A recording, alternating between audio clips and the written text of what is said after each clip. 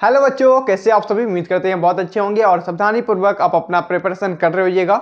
बच्चों, आज की इस वीडियो में बहुत ही इंपॉर्टेंट क्वेश्चन कराने वाले हैं आप सभी को, जो कि बिहार बोर्ड के दृष्टि से बहुत बहुत इंपॉर्टेंट होने वाले हैं क्लास 10th का दृष्टि से। चलिए हम लोग देखेंगे कि क्वेश्चन किस प्रकार से है।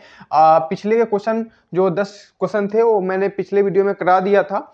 इस वीडियो को डिस्क्रिप्शन में उस वीडियो का लिंक मिल जाएगा, आप जा करके देख सकते हैं। ठीक है, बहुत ही इंपॉर्टेंट सवाल वो भी था और ये भी है। हो सकता है कि इस प्रकार का क्वेश्चन आपको देखने को तो मिलेगा, हो सकता है कि ये भी क्वेश्चन आपको देखने को मिल सकता है, क्योंकि बहुपद जो चैप्टर है उससे बहुत ही लॉजिकल क्वेश्चन पूछा जाता है और कई बच्चे वहां पे आप लटपटा के रह जाते हैं। तो यहाँ पे लटपटाना नहीं है, सही से बनाना है। ठीक है, चलिए देखिए, आप सभी से रिक्वेस्ट है कि अभी तक इस वीडियो को दोस्तों में शेयर नहीं किया तो दोस्तों में शेयर कर दीजिए और चैनल पर नए हैं तो चैनल को सब्सक्राइब करके बेल आइकन जरूर दबाइएगा। चलिए देखिए, और यहाँ पे हम लोग क्वेश्चन को पढ़ते हैं। कहते हैं कि यदि अल्फा और बीटा, ठीक है, बहुपद है, बहुपद इतना यानी कि एफ जो नाम का बहुपद है इसका मूल हो, ठीक है, अल्फा बीटा जो है इस बहुपद का मूल है। मूल कहने का मतलब सिर्फ शून्यक है, तो 1/अल्फा प्लस 1/बीटा का मान हमें बताना है। देखिए, इस प्रकार का क्वेश्चन बनाने के लिए आपको दो चीजें आनी चाहिए, वो मैंने पिछले वीडियो में बताया था, लेकिन यहाँ पे भी समझिए। आपको पहला बात कि ये जो बहुपद है, इस बहुपद का पहला तो ये जो शून्यक है, यानी कि पहला शून्यक क्या है, अल्फा है, और दूसरा शून्यक क्या है, बीटा है। तो ये दोनों का जो प्लस का यानी योग का जो संबंध होता है ये निकालने आपको आना चाहिए। तो ये जो दो शून्यक का जो योग का जो बीच का रिलेशन होता है वो होता है आपको कि माइनस का b/a। अब b क्या होता है, तो b आपको जो x होता है उसका आपका गुणांक होता है। जैसे कि यहाँ पे जो 1 है ये b के जगह पर लिखाएगा, ठीक है, और यहाँ पे जो a है, a जो होता है x स्क्वायर का गुणांक, यहाँ पर भी 1 है, ठीक है। और दूसरा चीज आपको जानना होगा कि अगर अल्फा शून्यक है और बीटा शून्यक है, दोनों का जो गुणनफल होगा उसका संबंध भी आपको आना चाहिए। तो इसका जो संबंध होता है वो होता है आपको c/a। अब c क्या होता है, तो c आपका जो अचर पद होता है वो से रिप्रेजेंट करते हैं, और जो a है वो पहले ही बताया जो x स्क्वायर का गुणांक होता है से होता है। क्लियर है। अब देखिए हम लोग बात करते हैं यहाँ पे, तो ये जो आपको दिख रहा है 1/अल्फा और प्लस में क्या है 1/बीटा, ये इसमें आप क्या कर सकते हैं, तो इसमें आपको भिन्न का जोड़ होते हुए दिख रहा है जो हम लोग करेंगे। तो जब इसका हम लोग भिन्न का जोड़ करेंगे तो क्या होगा, अल्फा और बीटा का जब एलसीएम करेंगे तो अल्फा इंटू बीटा होगा, ठीक है। अब जब हम अल्फा बीटा से जब अल्फा में हम डिवाइड करेंगे तो अल्फा से अल्फा कट जाएगा, बचेगा बीटा, तो बीटा लिखेंगे, और प्लस में फिर यहाँ पे जब अल्फा बीटा से बीटा में डिवाइड करेंगे तो बीटा से बीटा कैंसिल हो जाएंगे, बचेंगे अल्फा, ठीक है। तो आप देख सकते हैं कि या तो बीटा प्लस अल्फा लिखे या अल्फा प्लस बीटा लिखे, यानी कि हमें क्या दिख रहा है, तो इसका वैल्यू दिख रहा है। यानी कि अगर इसका वैल्यू यहाँ पे रख दे तो मेरा काम बन जाएगा, और यहाँ पे अल्फा इंटू बीटा यानी कि इसका वैल्यू रख देंगे तो मेरा काम बन जाएगा। अब देखिए जरा आप सा कि यहाँ पे जो योग था, अगर इस बहुपद से इसका योग निकालेंगे तो क्या होगा, -b, यानी कि b के जगह पर क्या है, प्लस का 1 है तो -1 हो जाएगा, और बटा में a के जगह पर भी 1 है, यानी कि इसका वैल्यू जो होगा माइनस का 1 होगा। अगर इसका वैल्यू अगर हम निकाले तो c के जगह पे 1 है और a के जगह पर 1 है, यानी कि इसका भी वैल्यू 1 होगा। अगर इसका वैल्यू निकालने जाए तो मुझे मिलेगा योग कितना है, तो माइनस का 1 है, गुणनफल कितना है, तो 1 के बराबर है, यानी कि 1 जो होगा इसका राइट आंसर होगा। बताइए समझ आया कि नहीं आया, ठीक है। तो option number first is correct answer. तो पूरा बातें को हम लोग विजुअलाइज करेंगे और एक एक कॉन्सेप्ट को जानेंगे, ताकि हमारे साथ जो बच्चे पढ़ के जुड़े हुए हैं उनके लिए बहुत बहुत बधाई, और जो बच्चे पढ़े नहीं अभी तक वो सब इस बात को अच्छे से सीख सकते हैं। क्योंकि मेरा जो पर्पस है, जो बच्चे को आता है तो ठीक है, लेकिन जो बच्चे को नहीं आता है उनको अच्छे से पढ़ाना, क्योंकि जो बच्चे को आता है वहां यहाँ पे आपको प्रैक्टिस होगा, जो बच्चे को नहीं आता है वो यहाँ पे सीखेंगे और एग्जाम में बना करके आएंगे, ठीक है। आगे बढ़ते हैं हम लोग। अब देखिए यहाँ पे जो 12 नंबर सवाल है, कहता है कि निम्नलिखित में कौन बहुपद नहीं है। अब नहीं की बात कर रहा है तो ये बात ध्यान रखेंगे। देखिए -7, तो -7 एक बहुपद है, ठीक है। y² + √2 ये भी एक बहुपद है। अब 3√x, अब देखिए ध्यान रखिएगा x जो है चर पद है और चर कभी भी बहुपद होने के लिए रूट में नहीं होना चाहिए, तो ये एक बहुपद नहीं होगा। और 4x² माइनस 3x प्लस 7 ये एक बहुपद है।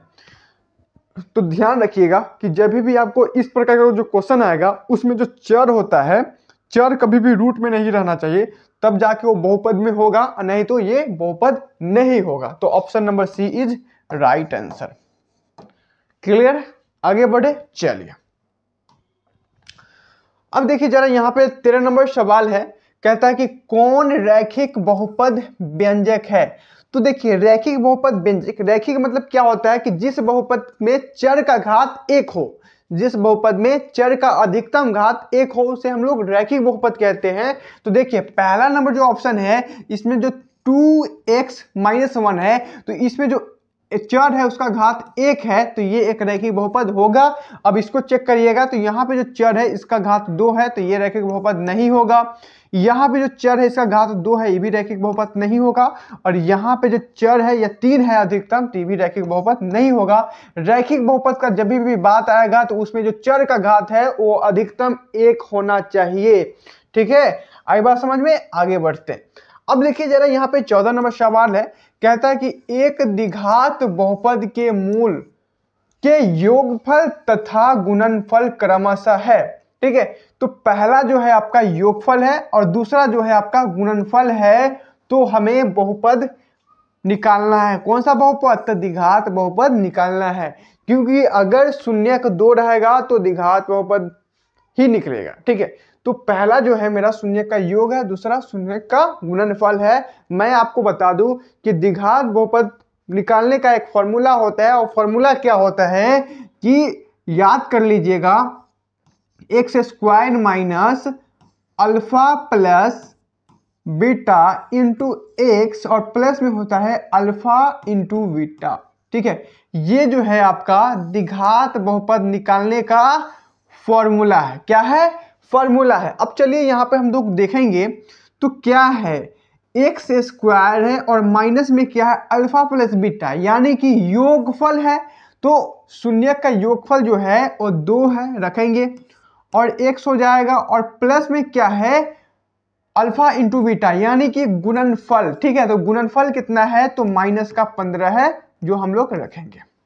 अब इसको सॉल्व करेंगे, क्या मिलेगा मुझे, यहाँ पे सॉरी x² होगा, x² होगा। ठीक है, तो यहाँ पर मिलेंगे x² माइनस 2x और यहाँ पर मिलेंगे माइनस का 15। ये हो जाएगा इसका करेक्ट आंसर, यानी बहुपद हो जाएगा। अब देखिए जरा मिलाएंगे तो x² माइनस 2x, यानी कि ये तो होगा नहीं है ना सेम।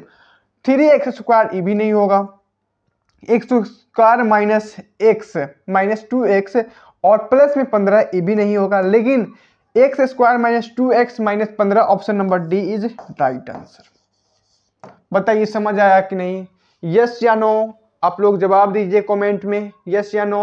यस, तो आगे बढ़ते हैं।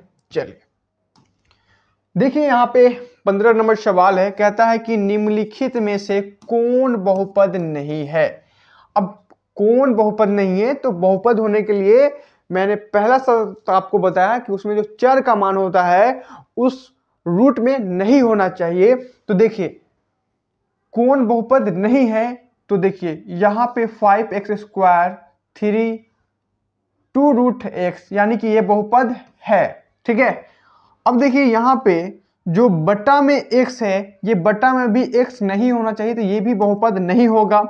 अब देखिए यहाँ पर भी बटा में x है, ये भी इसका भी जो है कि ये भी बहुपद नहीं होगा और ये बहुपद है। तो इस क्वेश्चन में आपको बी और सी दोनों सही होते हुए नजर आ रहा है। तो आप अपने अंदाज से देख लीजिएगा, कभी कभी क्वेश्चन एरर भी रहता है, लेकिन यहाँ पे हमसे एरर हुआ है कि मैं क्वेश्चन को थोड़ा टाइप करने में हो सकता है कि मिसिंग कर दिए होंगे, लेकिन आपके बोर्ड एग्जाम में ऐसा नहीं होता है। तो यहाँ पे समझिए ये कि यहाँ पे जो है आपका करेक्ट आंसर बी और सी होगा, कि कह रहा है कि निम्न में कौन बहुपद नहीं है, तो बी और सी जो है ये बहुपद नहीं है। ठीक है, चलिए क्लियर है, आगे बढ़े। अब देखिए जरा यहाँ पे 16 नंबर सवाल है, कहता है कि द्विघात बहुपद x² माइनस 5x +6 के शून्यक है। अब शून्यक निकालने के लिए हमें आना चाहिए गुणनखंडन तोड़ना। अब गुणनखंडन तोड़ने का जो प्रोसेस होता है वो होता है आपको मध्य पद विभाजन विधि, ये आपको आना चाहिए। आता है तो ठीक है, आप लोग आसानी से कर सकते हैं इसका, लेकिन नहीं आता है तो अभी आपको सीखने की जरूरत है। चलिए हम आपको सिखाते हैं, ठीक है। देखिए इसमें होता क्या है कि अगर मध्य पद इसमें क्या है तो माइनस का 5x है, ये आपका मध्य पद है। x² - 5x + 6 में अगर कहीं कि मध्य बीच वाला जो पद है वो कितना है तो माइनस का 5x है, ठीक है। अब होता क्या है कि जो x² का गुणांक होता है इसको हम लोग फर्स्ट कहते हैं, ठीक है, और जो अचर होता है इसको लास्ट कहते हैं। तो फर्स्ट इंटू हम लोग लास्ट करते हैं, यानी कि फर्स्ट 1 है और गुना करेंगे 6 से, क्या मिलेगा हमें 6 मिलेगा। अब देखिए 6 को ऐसा अभाज्य गुणनखंडन में बदलना है, ठीक है, ऐसा गुणनखंडन तोड़ना है उसका कि हमें जोड़ने और घटाने पर हमें माइनस का 5 आ जाए और गुना करने पर हमें 6 आ जाए। इस बात को सख्त ध्यान में रखना है। तो देखिए यहाँ पे अगर हम कहेंगे कि x², अगर हम कहेंगे कि माइनस का 2x और माइनस का 3x, अब देखिए यहाँ पे माइनस का 2x और माइनस का 3x किसके बराबर हो जाएगा, माइनस का 5x के बराबर होगा। तो मैं उसी चीज को क्या किया है, 2 भाग में लिख दिया है। इससे आपको कोई आपत्ति तो नहीं है, ठीक है, तो आपत्ति नहीं होना चाहिए। तो अब देखिए आगे क्या है, प्लस का 6 है जो हम आपको लिखेंगे। अब देखिए बच्चों कि x² तो ठीक है, लेकिन अगर हम आपको कहेंगे कि यहाँ पे 2 का जोड़ी लगा लीजिए तो लगा सकते हैं कि नहीं, हाँ या ना, लगा सकते हैं। चलिए इसको हम लोग आज जोड़ी में बांध देते हैं, 7 फेरा भी लगवा देंगे इसका, आप टेंशन मत लीजिए। लेकिन देखिए अगर यहाँ पे 2 का जोड़ी लगा दिए हैं तो हम आपको कहेंगे कि ये दोनों का डीएनए मिलाइए, यानी कि क्या क्या कॉमन है। अब जब जोड़ी लगाइए दिए हैं तो उसका अब हम लोग क्या करेंगे, उसका कुंडली भी मिलाएंगे ना। तो हम आपको कहेंगे कि इसका कुंडली में क्या क्या मिल रहा है। तो आप जरा सा ध्यान देकर बताइएगा कि सर इसमें जो x है x मिल रहा है और इसमें भी x मिल रहा है। अब जो डीएनए मिल रहा है उसको हम लोग बाहर निकाल लेंगे। और कुछ मिल रहा है क्या, नहीं मिल रहा है। अब देखिए जो बाहर निकल गया के बाद इसमें क्या बचेगा, तो इसमें x बचेगा और इसमें क्या बचेगा, माइनस का 2 बचेगा। बताओ इतना बात समझ आया या नहीं। हम लोग इसका क्या किए हैं, कुंडली मिलाए हैं और कुंडली में जो मिला है हमें उसको हम लोग बाहर निकाले। आपके भाषा में बिल्कुल समझा रहे हैं, है ना, बिहार भाषी आप भी हम भी, है ना।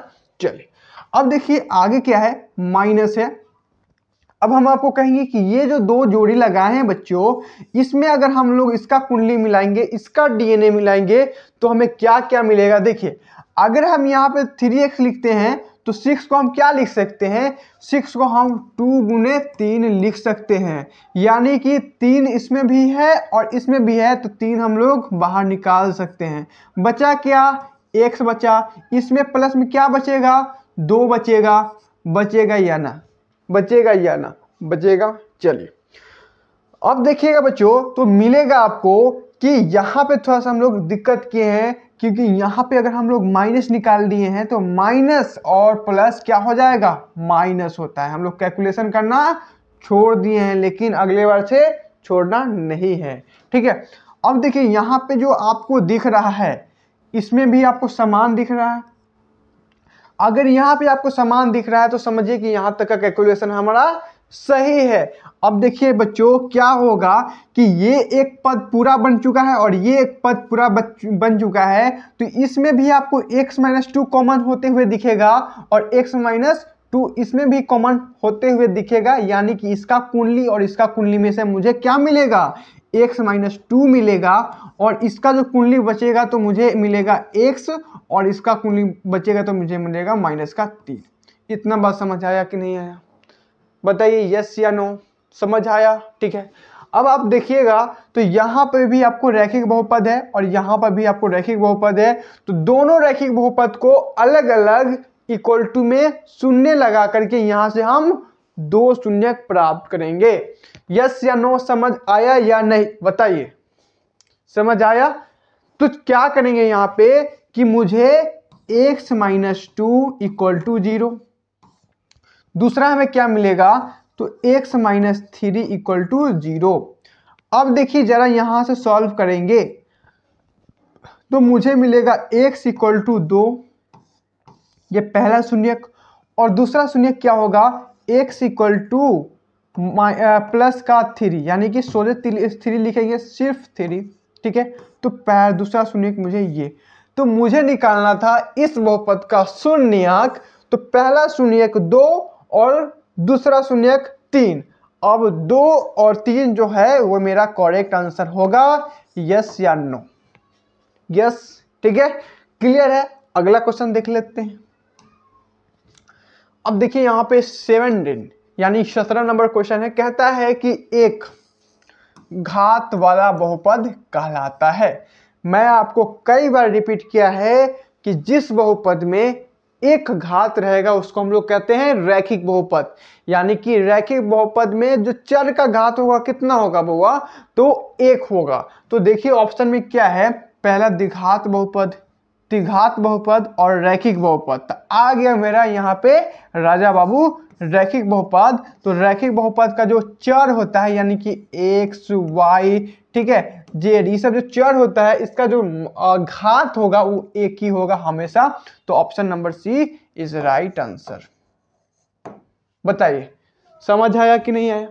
समझ आया है तो क्या करना है आप सभी को कि इस वीडियो को अपने दोस्तों में पूरा शेयर करना है, और अगर चैनल पर नए हैं तो चैनल को सब्सक्राइब करके बेल आइकन जरूर दबाना है, ताकि मैं आपको इसी प्रकार के मोस्ट इंपोर्टेंट आप सभी को क्वेश्चन लेके आते रहूं और आपके एग्जाम के लिए 4 चांद लगवाते रहूं और अच्छे से अच्छे तैयारी करवाते रहूं। ठीक है बच्चों, तो मिलते हैं नेक्स्ट वीडियो में, यानी कि अगला वीडियो में। तब तक के लिए आप सभी को जय हिंद, जय भारत।